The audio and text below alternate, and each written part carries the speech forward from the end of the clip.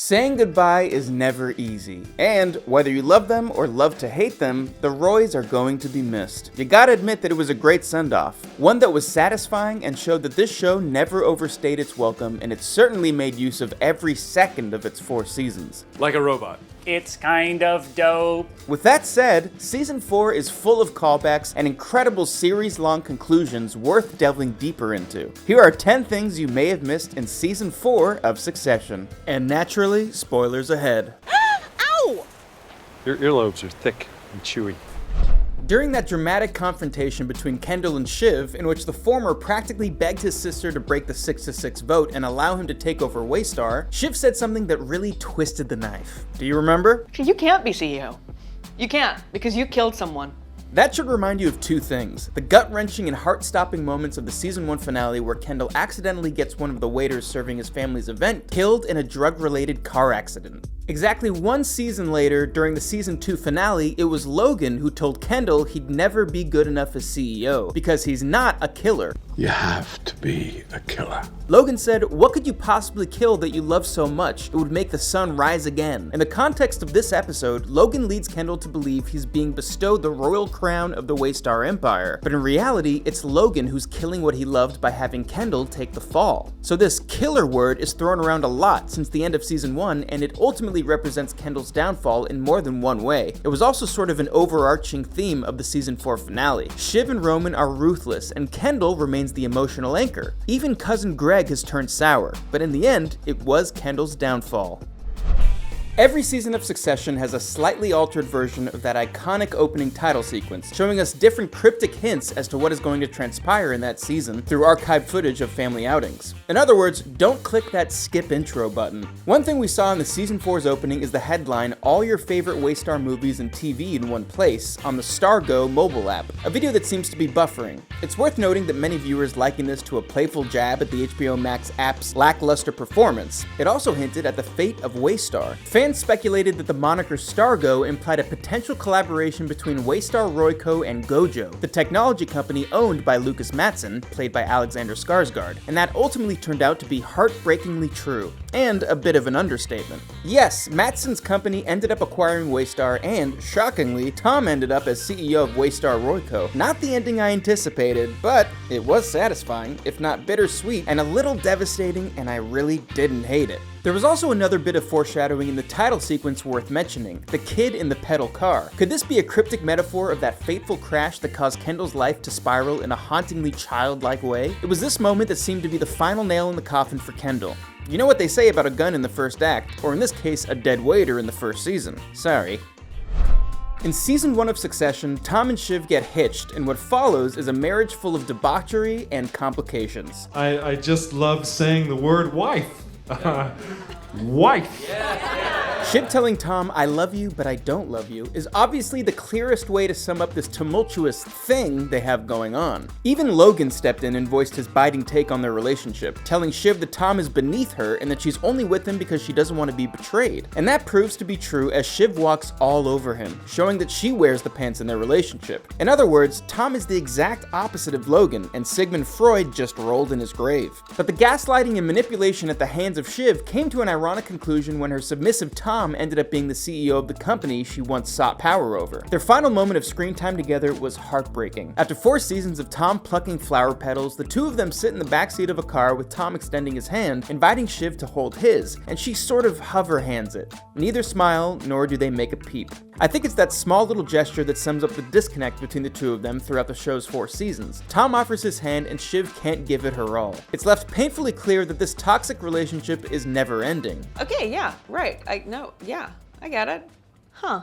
Even after viewers were previously given a small glimmer of hope that things would work out. However, I can't help but to point out Tom's habit of leaving his wedding ring off during certain moments in Season 4. For example, when Tom is in the general vicinity of Naomi Pierce, board member of Pierce Global Media and former love interest of Kendall, Tom coincidentally does not have his wedding ring on, implying some sort of secret spicy rendezvous. But in that same episode, when he's alone, he is wearing it. I can only speculate if this is because he truly loves Shiv. Speaking of, with the revelation of Tom being named CEO, Shiv didn't take the news well. Upon hearing the news, Shiv approached both of her brothers and, in that moment, was more of a Roy than supportive wife. But what I and many other Succession fans failed to notice is that there was something very off about one of the promotional posters. With all the characters standing with their backs turned against the reflective glass windows of a skyscraper, all the reflections seemed lined up, save for Shiv and Tom, who seemed to be standing behind each other and somehow on opposite sides of the screen, also eyeing each other. But with Shiv double-crossing her brother by not giving him the winning vote, she ensured Tom's victory and also kind of her own. With Tom in charge and Shiv being, well, a Roy, she will be able to still have some control over Waystar from the shadows, a sort of eminence grise position.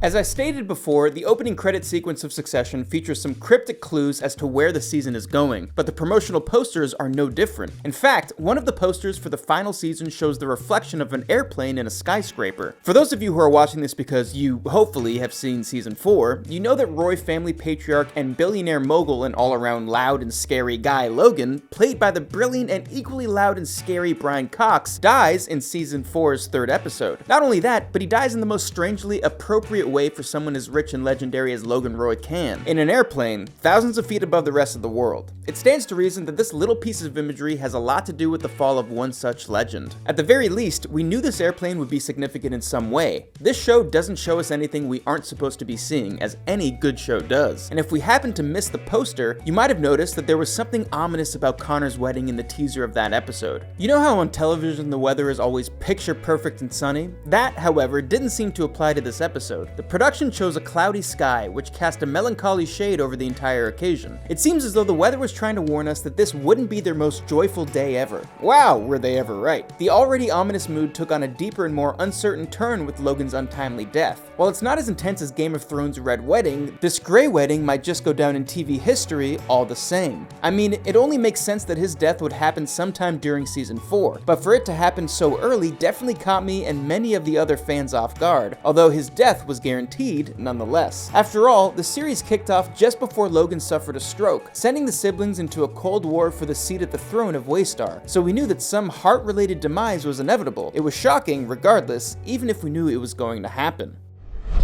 Suffice it to say, Succession's attention to detail is incredible. Again, on the topic of posters providing important foreshadowing for what would transpire in Season 4, we should have guessed what Shiv's ultimate role in the end was going to be. Did you even think to pay attention to the wardrobe in the posters? You can see the characters looking dapper in their designer suits, and each character's attire acts as a thinly veiled hint about their responsibilities we saw play out in this season. Logan Roy, the domineering father, is positioned smack in the middle of the group. He exudes authority and control over the family business while rocking a sharp suit and expertly tied tie. Greg and Tom, who also happen to be wearing matching ties, stand on opposite sides of him. It's almost like a symbolic reference to how they recently worked together to betray the rest of the family in the stunning season finale. As they stand side by side, Tom and Greg's bond is clear, demonstrating their continued collaboration in the dynamic world of the Roy family. Let's now discuss Shiv. In a black turtleneck, she stands out from the rest of the family, making a statement as she does. Her choice of clothing shows that she may feel alienated from the rest of the family. She feels left out by both factions and seem to struggle to find her place. It's a visual representation of the obstacles she must overcome. I don't think it's a stretch to say that the symbolism of their attire stays pretty consistent throughout the season. The hierarchy was set and poor Shiv felt left out, her goals overshadowed by those of her brothers. It also kind of emphasizes how differently treated she is from her male co-workers throughout the entire season. Now let's get back to Roman for a moment.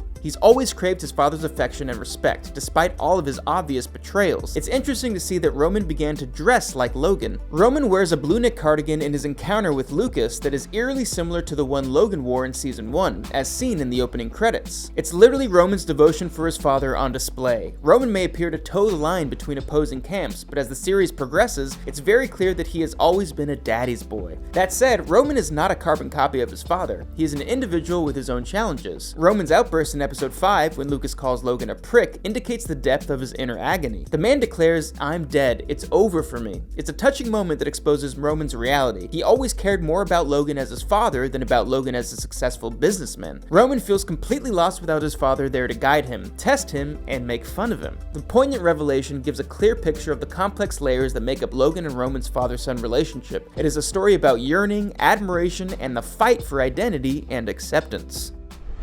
There were a few indications that Season 1's C-story antagonist would come back to haunt the Roy family after his unsuccessful attempt at taking down Kendall. At the beginning of Season 2, however, we saw that his company shut down. What's weird about this is that Lawrence Yee's name remained in the opening credits of the show. As I talked about in this video, the showrunners have impeccable attention to detail, even in their opening credit sequence, which switches things up every season. He wasn't gone though, and Season 4 very subtly confirmed that in a blink and you'll miss it sort of moment. Yes, Lawrence returned to the scene to exact revenge, and even though we didn't see it happen on screen, he revealed a huge secret during his interview for the CEO post at Waystar. It was evidence that Matsson was turning against Shiv. Imagine that. But this episode contains a few more interesting callbacks as well. Let's not forget how Tellus, the investment banker, warned the brothers and sisters that a power-sharing trio would be perceived as a cop-out at the Fudge Factory. That phrase was a clear reference to the more obscene but iconic Vaulter headline from Season 1 that I just can't say on this channel. It seems as though Lawrence's presence is still with them, bringing back those priceless memories from the past. The writers did an amazing job of tying these threads together into the conclusion. It gives the narrative complexity and layers and serves as a reminder of the complicated web these individuals are caught in. The show is so immensely compelling because of all those little things. Don't even try to deny it.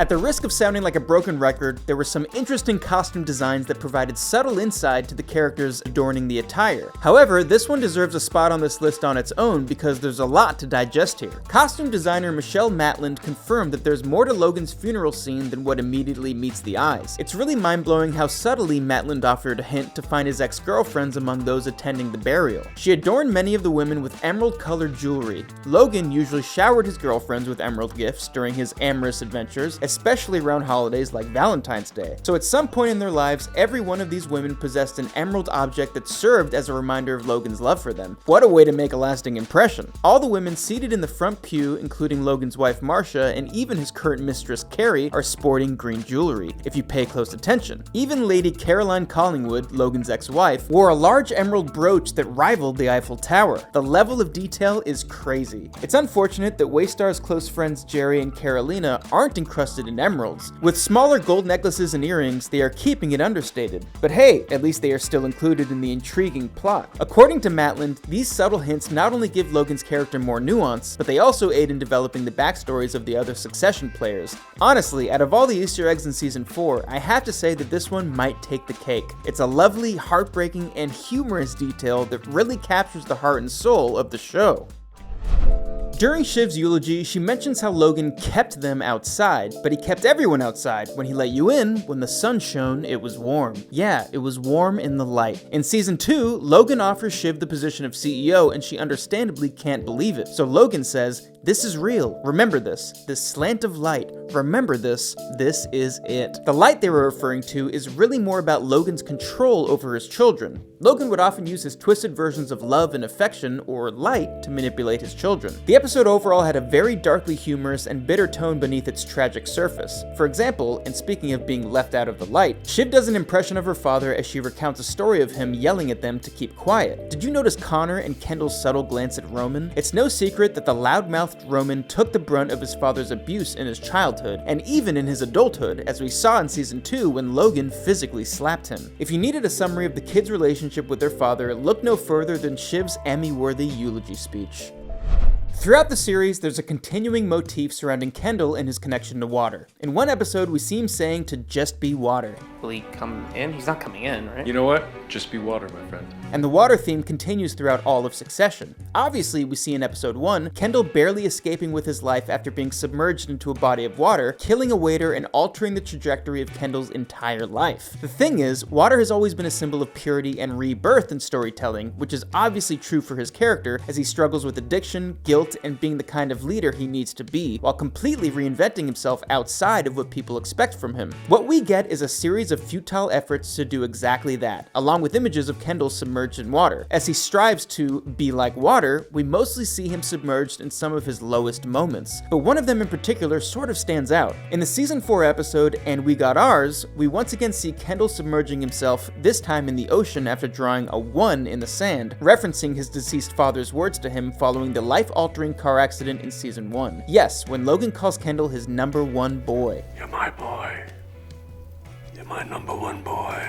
Instead of Kendall being at a new all-time low, we see this scene as more of a rebirth. For a brief moment, his demons don't drag him down. He's able to float. Damn, this show is good. I mean, come on. So, we say goodbye to the Roys and one of the most detail-oriented shows in recent memories. It was unique in that it was just as laugh-out-loud funny as it was gripping and oftentimes heartbreaking. You know this is a show that will be picked apart and analyzed long after this video is posted and will surely stand the test of time like shows such as Breaking Bad, The Sopranos, or The Wire. Let me know if there was anything I missed, because I'm sure there was. Any more questions? Any more? No?